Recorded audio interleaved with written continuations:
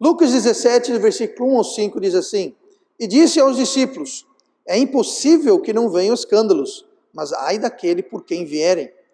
Melhor lhe fora que lhe pusessem ao pescoço uma mó de atafona e fosse lançado ao mar, do que fazer tropeçar um destes pequenos. Olhai por vós mesmos, e se teu irmão pecar contra ti, repreende-o, e se ele se arrepender, perdoa-lhe. E se pecar contra ti 7 vezes no dia, as 7 vezes no dia vier ter contigo, dizendo, arrependo-me, perdoa-lhe. Disseram então os apóstolos ao Senhor, acrescenta-nos a fé. E oremos. Pai amado, obrigado pela tua palavra, que o Senhor agora nos ajude a entendermos, que o Senhor me dê poder para trazer a mensagem de forma eficaz esta noite, eu te peço, em nome de Jesus. Amém. E vamos sentar então, e começando a última mensagem do tema que estamos estudando já há 15 semanas, hoje nós vamos resumir um bocado de coisa, trazer tudo junto, nós vamos falar sobre processos. Mais especificamente, nós vamos hoje falar sobre o processo de perdoar, o processo de perdoar. De um modo geral, processos e métodos são importantes. Processos e métodos permitem e facilitam a execução de uma determinada tarefa. No dicionário, a palavra processo significa modo de fazer algo, método ou até procedimento. Então, hoje nós vamos ver o procedimento, o modo com que nós devemos, sistematicamente, o modo que devemos perdoar, como descrito na palavra de Deus. Processos, eles forjam hábitos. A gente aplicar processos em determinadas tarefas, então aqueles processos vão forjar um hábito, eles vão forjar uma forma de operar. Agora, um bom processo vai forjar um bom hábito. Um processo errado vai forjar um hábito errado ou um costume errado. Então é importante a gente saber e seguir e repetir os processos corretos, os processos, os métodos certos. E quando não isso acontece, nós ficamos habituados com comportamentos nocivos, e esses comportamentos nocivos vão afetar a nós e as pessoas ao nosso redor. Então, usando o método e o procedimento correto, isso para qualquer tarefa, então nós vamos poupar muito trabalho e dor de cabeça para todo mundo. Então, vamos ver aqui primeiro em Lucas 17, olha comigo no versículo 4, que nós acabamos de ler, que diz assim: E se pecar contra ti 7 vezes no dia, e 7 vezes no dia vier ter contigo, dizendo, arrependo-me, perdoa-lhe. Então, a primeira coisa que nós devemos, a primeira coisa no processo, a primeira coisa nesse método de como perdoar, é que nós devemos sempre perdoar quando nos pedem. Devemos sempre perdoar aquilo que nos pedem. Esse perdão aqui, eu falei que a gente ia juntar uma série de coisas, esse perdão aqui que estamos falando é o perdão relacional. É aquele perdão que afeta o relacionamento. Tá? Então, se alguém vem para você e pede perdão, você deve perdoar ele de forma relacional, ou seja, aquele perdão que vai restaurar o relacionamento. Agora, note aqui que houve arrependimento, houve o requerimento necessário do ofensor de arrependimento. Como é que a gente sabe isso? O versículo fala aqui, se pecar contra ti 7 vezes, 7 vezes vier ter contigo dizendo, arrependa-me, ou seja, o ofensor foi para você, admitiu o erro e disse, eu me arrependo, eu sei que eu pequei, eu me arrependo, tá? Então, quando isso acontece, está claramente falando sobre o pecado, o perdão relacional, que requer o arrependimento do ofensor. Tá? E nós temos que tratar do pecado de todo jeito, mesmo quando ele não vem. Aqui nós lemos o exemplo que ele veio. Se o teu irmão vier te dizendo, me arrependo, se ele fizer isso 7 vezes no dia, então você perdoe ele, porque ele foi até você e falou, eu me arrependo. O que se deduz que há um reconhecimento, uma confissão do erro. Mas e quando ele não vem? Se ele vem pedir perdão, eu tenho que perdoar. E quando ele não vem? Bom, mesmo que ele não venha, então nós temos que ir, nós temos que tratar. Note aqui que fala 7 vezes ao dia, fala 2 vezes no versículo 4. Mencionou 2 vezes, 7 vezes. Se ele vier 7 vezes, perdoe 7 vezes. Tá? Esse uso do 7 não é para a gente ficar contando. Tá? 1, 2, ó, você já está no 5, viu? Mas 2 vezes eu te perdoo, mas na 8ª vez, aí eu não vou perdoar mais. Não, a intenção não é essa. Essa referência ao número 7 é que na Bíblia, sempre que você vê o número 7, ele está ligado à perfeição, está ligado à completude, ele está ligado à totalidade, integral, ou seja, é completo. Por isso que a semana tem quantos dias? 7. Tá? Interessantemente, a Bíblia fala, também em Apocalipse, fala sobre quantos Espíritos de Deus? Dos 7 Espíritos de Deus. Então, e o número do homem é qual? É 6. O número do homem é 6, por quê? Porque não é completo, é imperfeito. Também em Apocalipse fala o 666, é a trindade do homem, de 666. Então, 7 é o número completo. Então, quando fala que devemos perdoar a pessoa 7 vezes, está dizendo complete quantas vezes for necessário. Se for precisar completar 80 vezes, 80 vezes. Tá? Não é ficar contando, é simplesmente para dizer, sempre que pedirem perdão, nós devemos perdoar relacionalmente, quando há arrependimento, e quando há confissão, e quando a pessoa vai buscar e admitir, então devemos fazer o perdão, cumprir o perdão relacional, que restitui o relacionamento outrora quebrado pelo pecado. Isso é quando isso ocorre. Mas, olha no versículo 1. E disse aos discípulos, é impossível que não venham escândalos. Pastor, essa história de perdoar 7 vezes e pedir perdão 7 vezes, isso acontece quando exatamente? Qual frequência? Jesus falou, é impossível que não venham escândalos. O que ele está dizendo é, você não vai viver a vida sem ser ofendido. Você não vai viver a vida sem ficar escandalizado porque alguém te ofendeu. Então, é impossível que não venham os escândalos. A palavra escândalo está se referindo a ofensas e o perdão que deveria acontecer. Então, esses escândalos, eles são ofensas que não foram corretamente processados. Ou seja, alguém pecou contra mim e eu não perdoei aquela pessoa. Mesmo que ela veja, não veja, arrependeu ou não. Se eu não processar o perdão corretamente, aquilo vai gerar um escândalo. A palavra escândalo, ela significa armadilha. Em outros lugares na Bíblia, ela é traduzida ou equiparada com pedra de tropeço.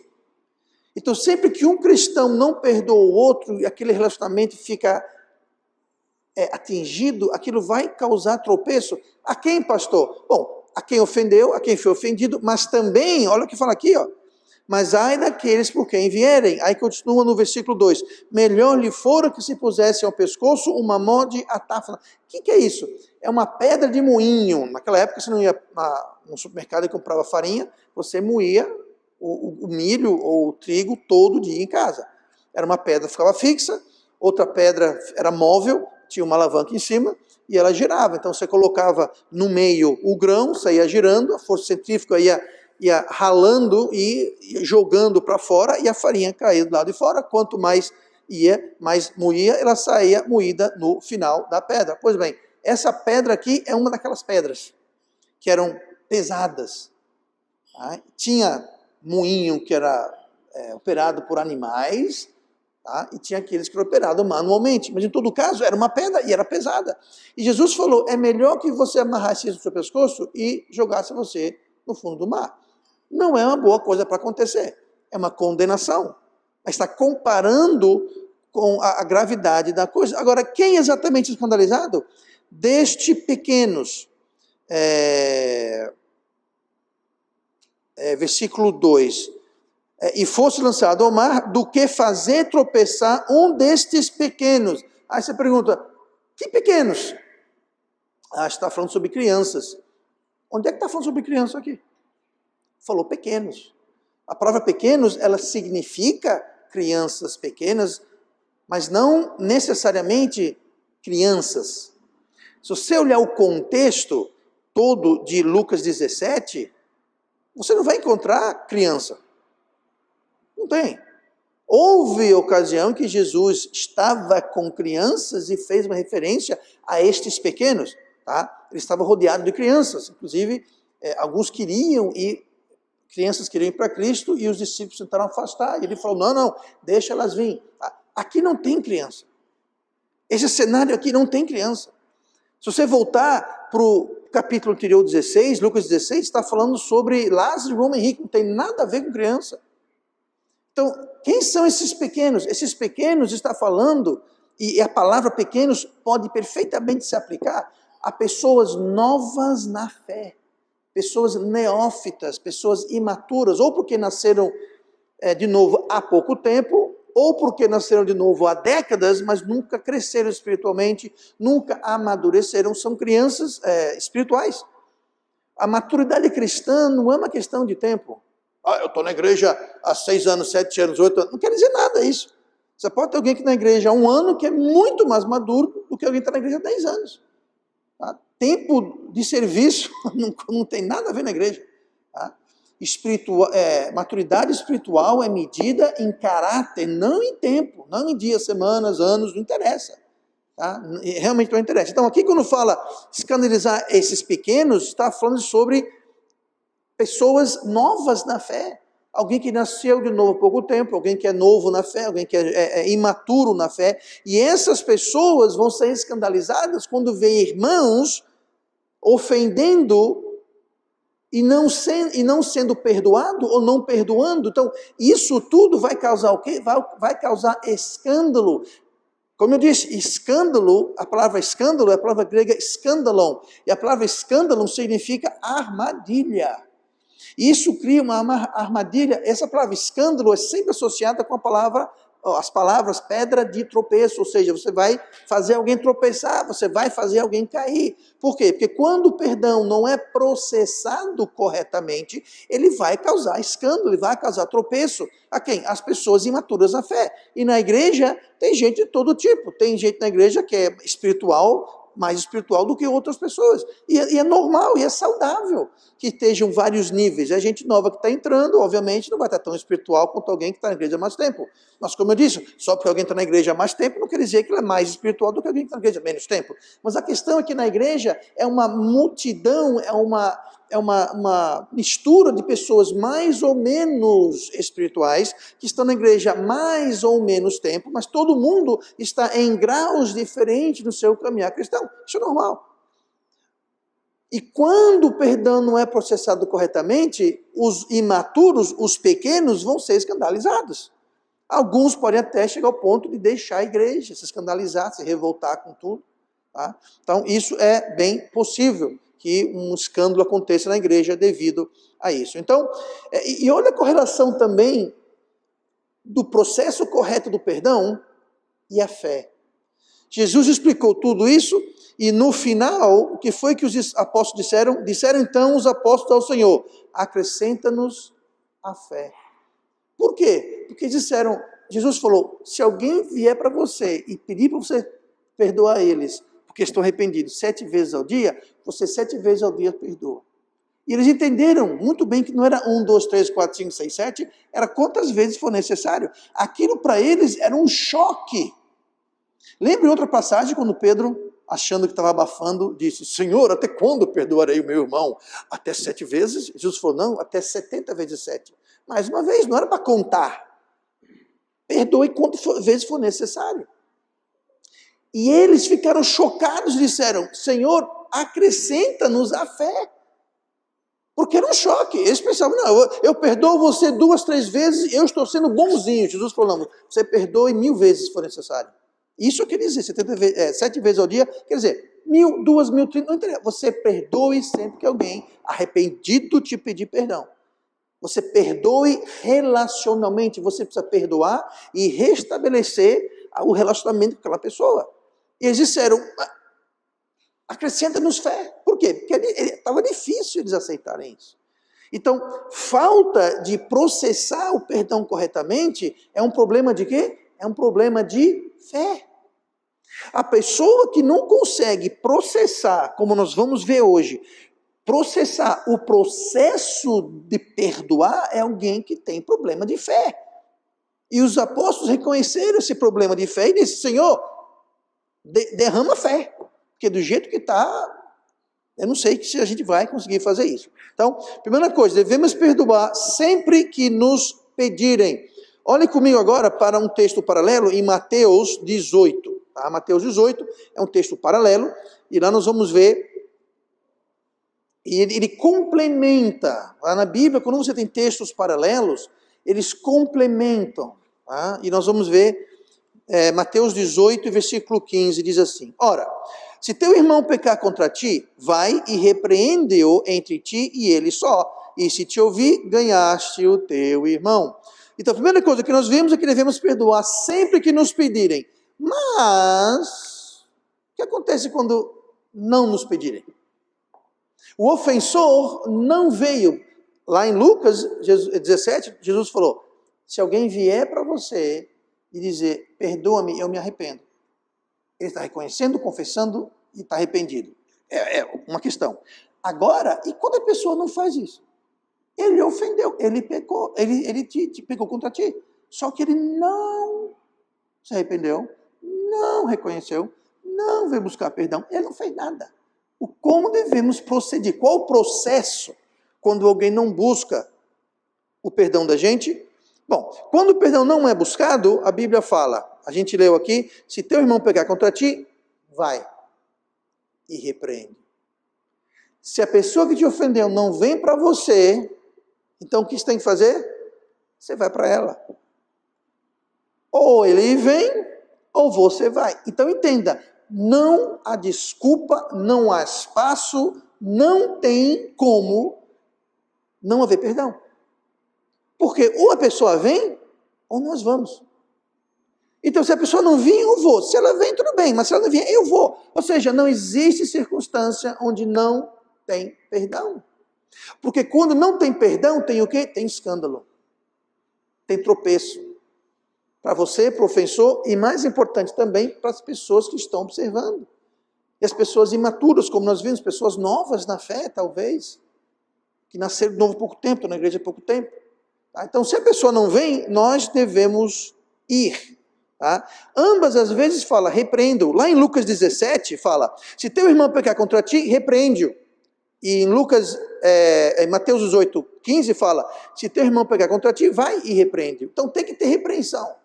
Que repreensão? É você chegar e falar, vem cá. Você pisou no meu pé de propósito, foi? Você fez isso, você fez aquilo, você... Então tem que haver a repreensão, que é o quê? Que é você trazer à tona a ofensa. Você sabia que na lei você não pode ser acusado, na lei você pode ser acusado, você não pode ser acusado sem que se deixe claro do que você está sendo acusado. Você não pode ir para um julgamento, o que foi que ele fez? Psst, ninguém pode falar segredo. Não tem segredo. Eu tenho que saber do que eu estou sendo acusado e eu tenho que saber quem está me acusando. Esse é outro princípio básico da lei.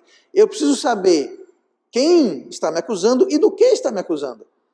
Isso aqui resolve tudo. A pessoa ofendida vai lá e diz o que foi que você ofendeu. Tá? Então tem que haver essa repreensão. Ou a pessoa reconhece e vai, ou a pessoa não reconhece e talvez ela não foi porque ela não está sabendo, não reconheceu. Como já falamos antes, muitas vezes a pessoa pode ter nos ofendido e eu não estou sabendo nada. E cabe a nós então repreender, cabe a nós então levar aquela pessoa o fato de que ela foi ofensiva. Agora veja bem, esse perdão aqui ainda se trata do perdão relacional. Por que sabemos disso? Porque fala assim, no versículo seguinte fala, se ele ganhasse teu irmão, aí no versículo 16, e se não, considera-o como um gentil e publicano. Veja bem, considerar alguém como gentil e publicano está afetando o quê? O relacionamento. Eu não vou tratar você como irmão mais, eu vou tratar você como um gentil, como um publicano.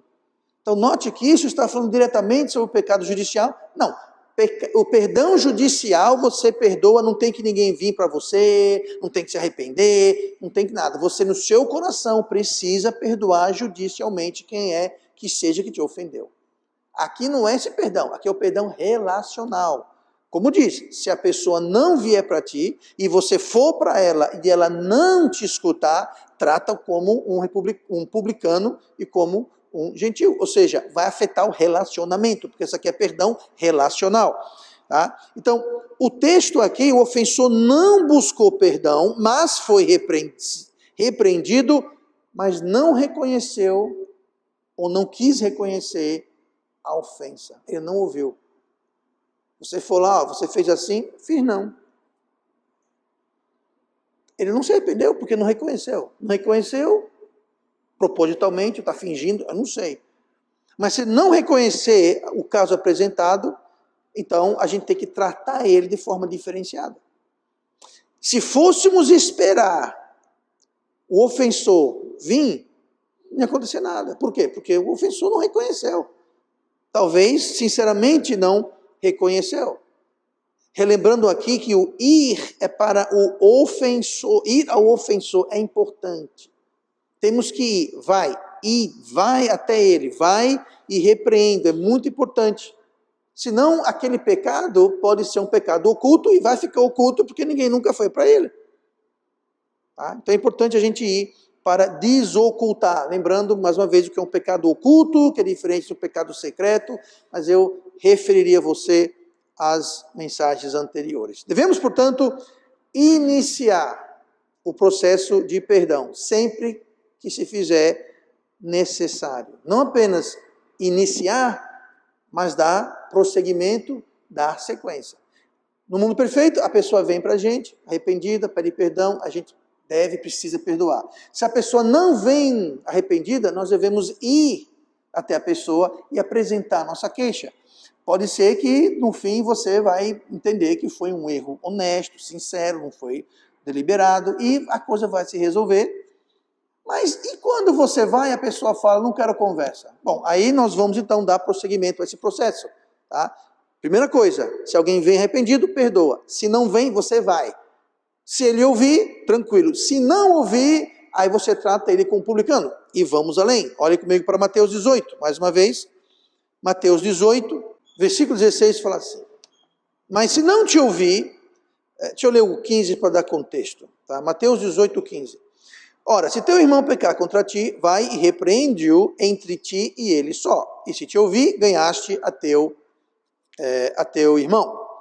Mas, se não te ouvir, leva ainda contigo um ou dois, para que pela boca de 2 ou 3 testemunhas, toda a palavra seja confirmada.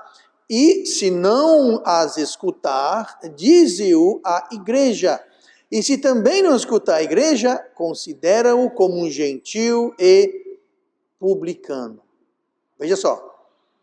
O processo aqui é o seguinte. Quando o ofensor não admite ou reconhece a ofensa, a gente parte para isso. Antes de prosseguir, entenda. O contexto aqui é de uma igreja. Se o teu irmão pecar contra ti.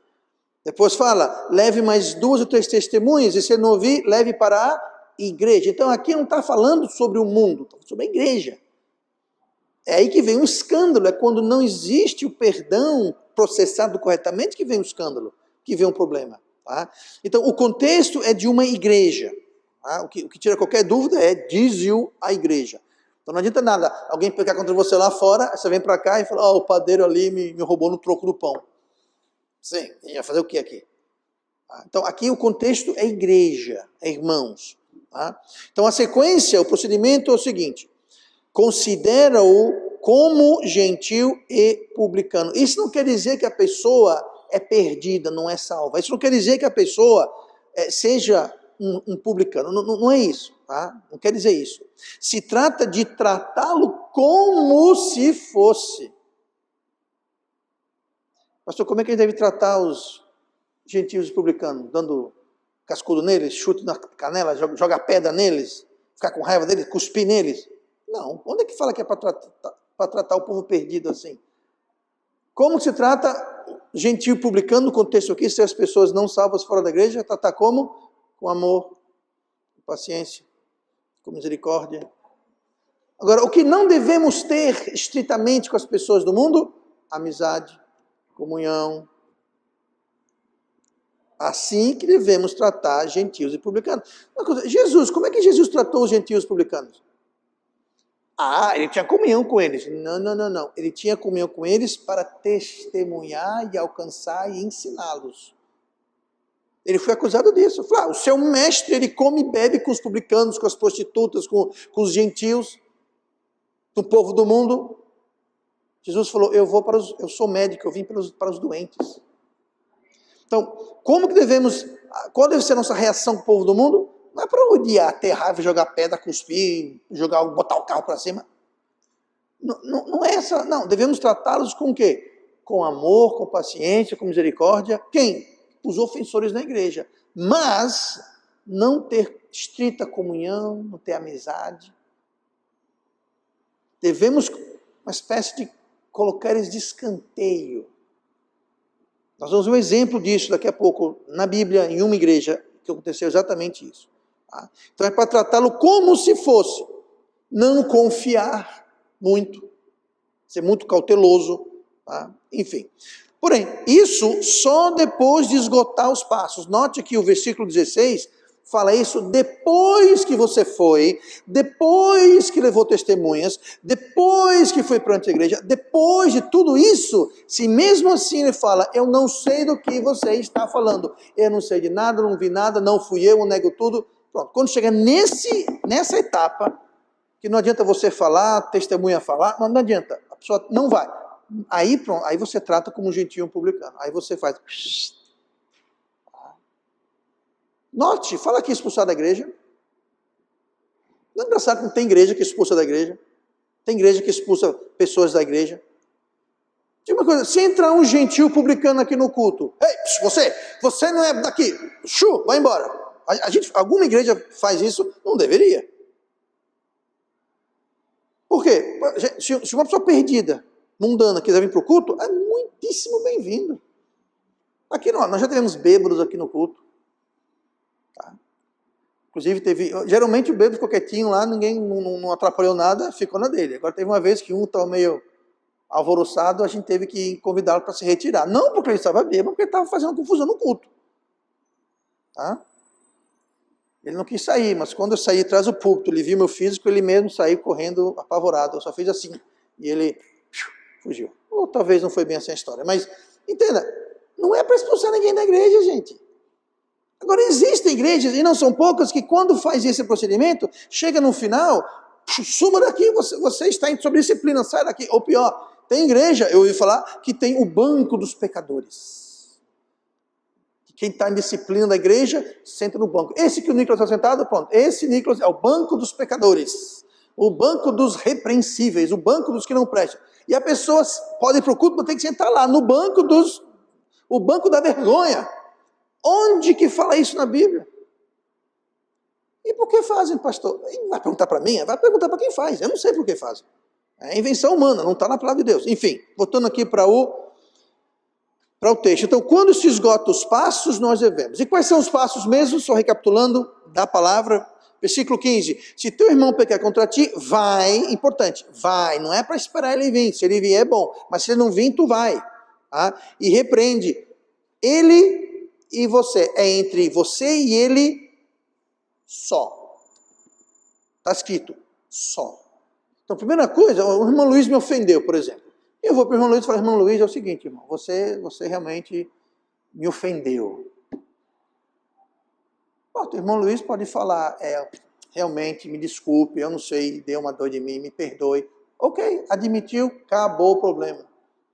Eu vou para o irmão Luiz, você me ofendeu. Ele fala, eu? Em quê? Você fez assim, assim, assim. Pastor, me perdoe, eu nem percebi, eu não estava sabendo. Não foi de propósito? Não, então tudo bem. Me perdoe. Aí eu vou pedir perdão porque eu achei que ele que tinha pecado contra mim. Ele vai pedir perdão porque deu a impressão. Está tudo resolvido. Entre quem? Eu e o irmão Luiz. Acabou. É para repreendê-lo lá, mas não é para chegar lá Irmão Luiz, vem cá. Tem uma conversa contigo, irmão. Em nome de Jesus. Não é, sabe, não é isso que é para fazer. É para ir conversar. Como eu falei, muitas vezes a pessoa nem sabe. Então, o ideal é que o irmão Luiz venha para mim. Mas se não vier, eu vou para ele. Num espírito de reconciliação. Tá? Repreender daquilo que eu estou contra ele. E tem outra coisa. Muitas vezes, se você pensar bem sobre isso, muita gente não vai falar com o irmão Luiz, ou seja lá quem for, porque eles vão pensar, mas é uma coisa tão boba. Se é tão boba, deixa passar. Agora, se aquela coisa boba está te comendo por dentro, vai falar com ele. Ah, pastor, uma coisa tão besta. Mas você deve falar com ele. Mas não, é tão besta que eu não vou falar com ele. Então, quem está sendo besta é você, porque você é tão besta assim, você não tem a coragem de falar com o teu irmão sobre essa coisa besta, é porque é tão besta, tão boba, tão insignificante, que não deveria estar te incomodando. Mas se realmente é algo que está te incomodando, vai falar com ele. Tá? Irmão Luiz, eu acho que depois do culto, faça uma fila, fica aqui, fazer uma fila, todos vão falar com o irmão Luiz, todas as queixas. Estou brincando, tá bom. Enfim, se não, versículo 17, 16, se não te ouvir, leva ainda contigo uma ou duas, para que pela boca de 2 ou 3 testemunhas a tua palavra seja confirmada. Então tem você e mais uma ou duas, pela boca de 2 ou 3 testemunhas. Tá? Agora tem que ser testemunha, então alguém tem que ter visto o erro, está a par da situação, tá? Está sabendo do que houve. Então você leva essas testemunhas, então você vai sozinho, não escutou? Leva mais pessoas, realmente, irmão, você fez isso mesmo. Tá? Você pode não perceber, mas você fez isso mesmo. Tá? Versículo 17, e se não as escutar, não escutou você, não escutou as testemunhas, dize-o à igreja. Então você veja bem, o leque vai aumentando, é entre você e a pessoa. Não resolveu? Entre você, a pessoa e algumas testemunhas, 2 ou 3. Não resolveu? Aí vai para a igreja. Não é para ir para a igreja no primeiro passo. E não adianta fazer isso de forma camuflada. Isso não acontece na igreja, tá? Mas tem lugares que é assim. Algum pedido de oração? Eu tenho pedido, pastor. Pois não. Ore pelo irmão Luiz porque ele não presta. O irmão Luiz fez isso e aquilo. Pronto, está todo pegando no pé do irmão Luiz hoje. Mas isso é uma forma de levar para a igreja e pular os outros 2 passos. Tá? Então, tem um problema com alguém? Vai falar com aquela pessoa. Não ouviu? Leve testemunhas. Não ouviu? Aí leva para a igreja. Tá? Antes de levar para a igreja, tem que passar por quem? O pastor. Tá? Você traz o pastor. Aí o pastor leva para a igreja, se for necessário. Que eu me lembre, aqui na igreja só houve uma ocasião em que nós levamos para a igreja, e mesmo assim nós não levamos para toda a igreja. Foi levado para as pessoas afetadas na igreja. Tá? Mas foi uma vez, nos quase 16 anos aqui, uma vez ocorreu isso, que foi necessário dar prosseguimento. Foi 1, foi 2 ou 3, aí resolveu, foi perante a igreja. Tá? Se também não escutar a igreja, considera como gentil e publicano.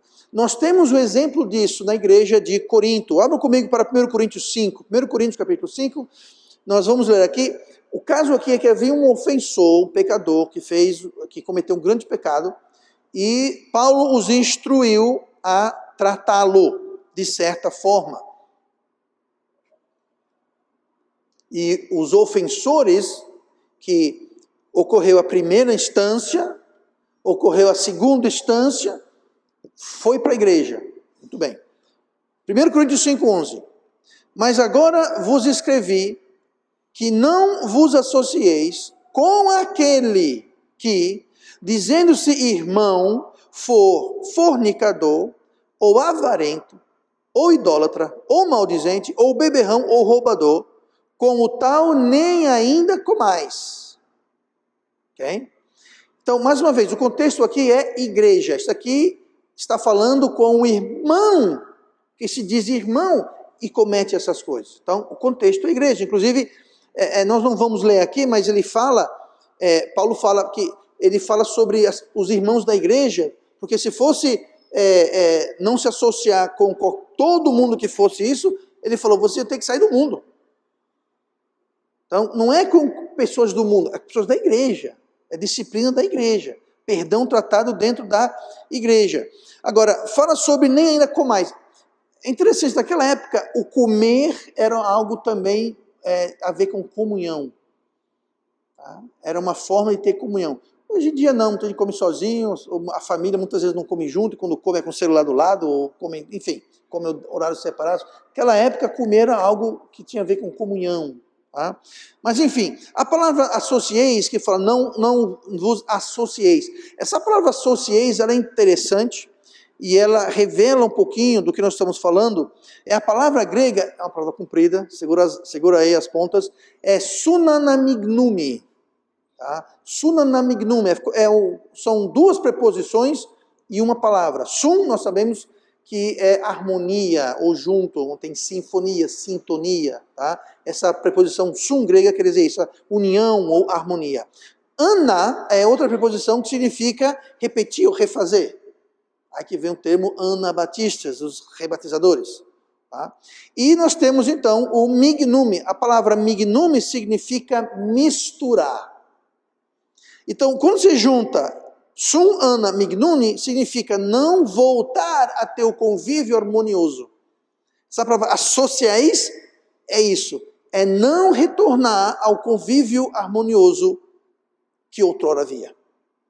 Então, quando eu falo não associeis, quer dizer que havia uma época que havia um convívio harmonioso, mas que não deve voltar a ter esse convívio harmonioso. Por quê? Porque a pessoa está incalcitrante, ela está se negando a reconhecer, perceber, confessar, se arrepender da ofensa que ele cometeu. Mas entenda, ele tem 3 etapas. Ele pode ir, alguém vai falar com ele, algumas pessoas vão falar com ele, aí a igreja vai resolver com ele. Então, quando chega nesse ponto, então nós não devemos voltar a ter uma convivência harmoniosa com aquela pessoa. Não quer dizer jogar pedra nele, cuspir nele, expulsar da igreja, dar cascudo nele, chamar ele de nome feio. Não, não é isso. É você não ter aquela convivência harmoniosa. Por quê? Esse é o perdão relacional.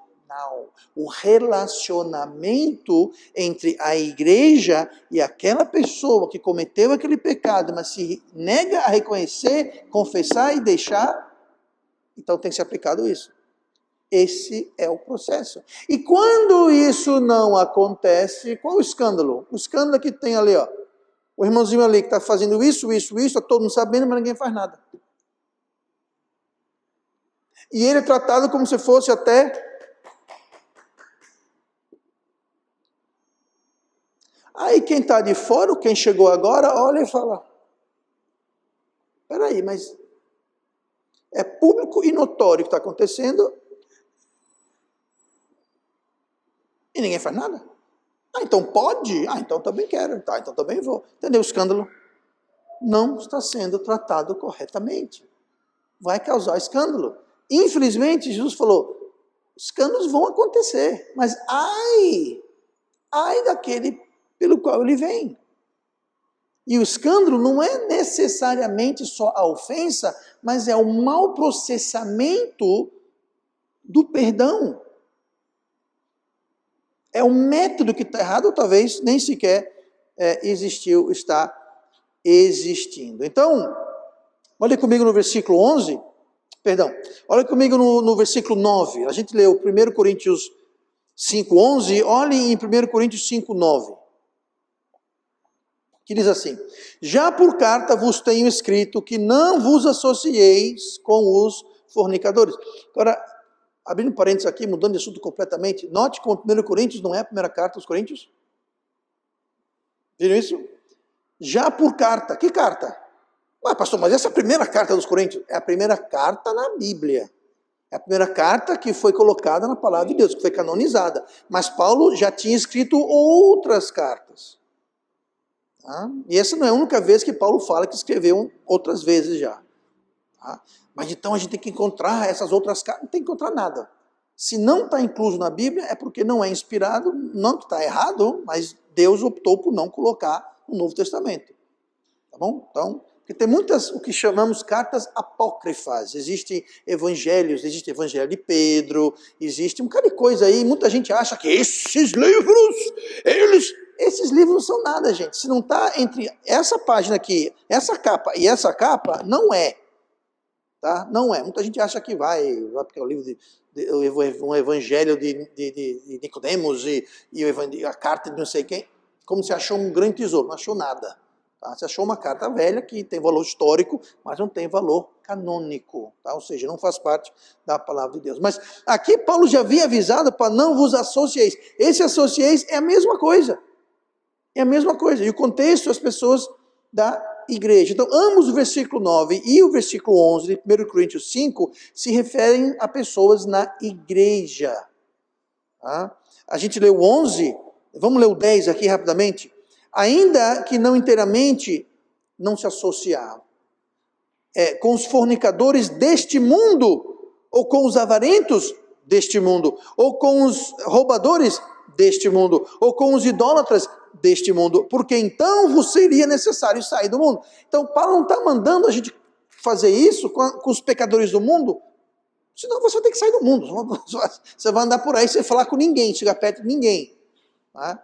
Então, isso aqui é para as pessoas na igreja, dentro do corpo de Cristo. E o ofensor em questão, lá em 1 Coríntios, que eu mencionei, olhe comigo em 2 Coríntios, capítulo 2, e Paulo vai, nessa próxima carta, fazer referência à primeira carta, onde ele mandou tratar aquela específica pessoa que pecou de uma certa forma, de não se associar com ele.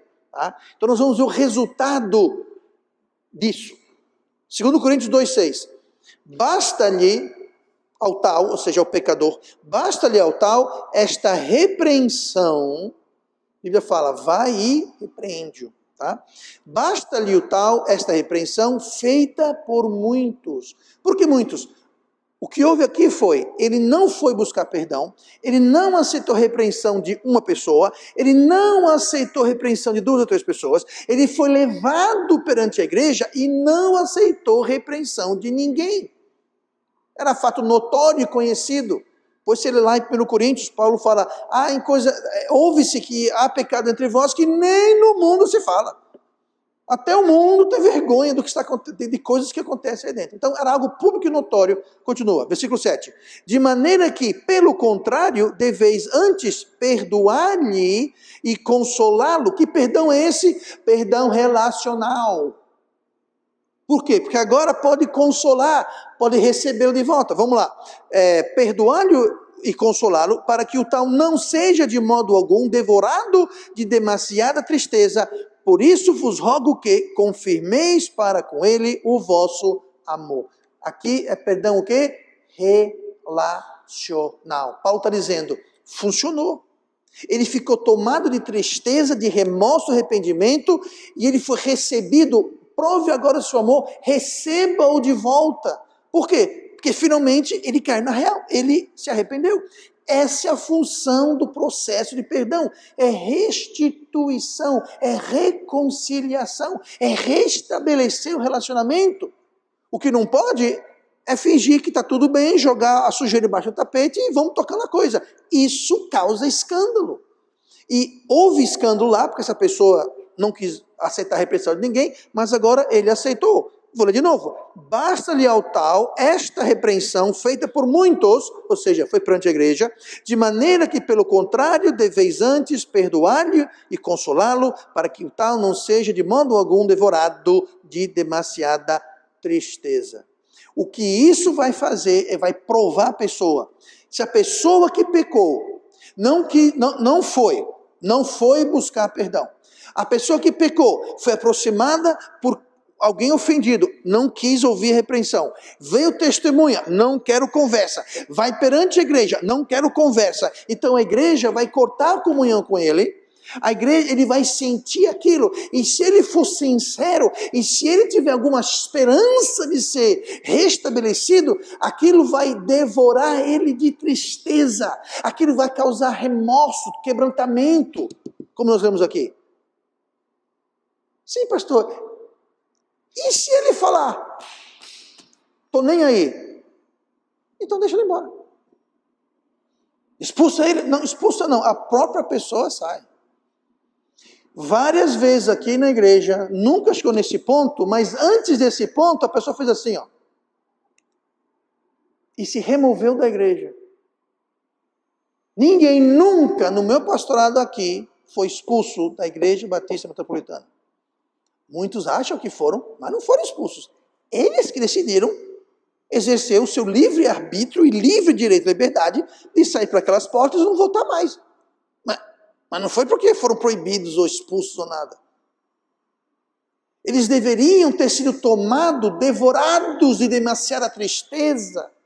Essa é a função de a gente, é causar um vazio, causar uma tristeza.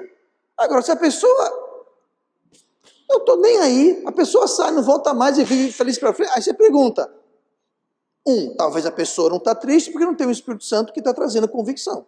Não estou dizendo que é o caso sempre, mas pode ser isso. Pode ser que ela falou, eu não vou reconhecer, chova pedra, caia fogo do céu, venha o que vier, eu não vou nunca admitir, reconhecer e confessar esse meu pecado. Não vou. Ok, é um direito que você tem. Mas aí a pessoa faz o quê? Sai. E vai procurar um outro local onde ninguém conhece o passado sórdido, triste, mas ela não quer encarar, como diz em inglês, não quer encarar a música. Não querem encarar a música, não querem arcar com as responsabilidades, as consequências dos seus erros. Então eles fazem o quê? Vão embora, aí vão para outra igreja, aí chega lá assim, ó. Nós já tivemos pessoas aqui que chegaram todos, que hoje não estão mais. Por quê? Se sujaram lá, vieram para cá, se sujaram aqui, vão para lá, aí vivem assim, acumulando para si o quê? Culpa, consequência, problemas. E sabe o que é o triste? Para resolver direito, tem que voltar em cada lugar e resolver a bagunça que deixou. Que deixou não, né? Porque foi embora, saiu daqui, não é mais problema nosso. Ou arcar com aquele peso, carregar aquele peso. Deus perdoou? Deus perdoou judicialmente. Se a pessoa é salva. Mas o perdão relacional, a relação entre aquela igreja, aquele corpo de Cristo, aquela pessoa, nunca será restabelecida. E nem deve, até que haja arrependimento. E, consequentemente, se você não está de bem com a igreja de Deus, você não está de bem com Deus. Você pode até sair para a igreja do lado e lá você é a maior bênção, você é a maior... Mas enquanto está em aberto aquela questão aqui, está aberta essa questão aqui com Deus, porque aqui não é pastor Roberto, a igreja batista metropolitana, aqui é o corpo de Cristo. E até resolver a questão aqui, está em aberto, vai carregar aquela carga, aquele peso nas costas até resolver. Perdão relacional. O judicial não. Se é salvo, aquilo foi perdoado. E a igreja deve perdoar, ou seja, não é para ter raiva daquela pessoa. Não, está perdoado. Agora o relacionamento está afetado. E deve permanecer assim até que seja tratado o problema. E quando não, causa escândalo. Tá? Então, esse é o processo que deve haver. E note que, muitas vezes, pode ser necessário a participação e a cooperação de todos. Nós lemos aqui,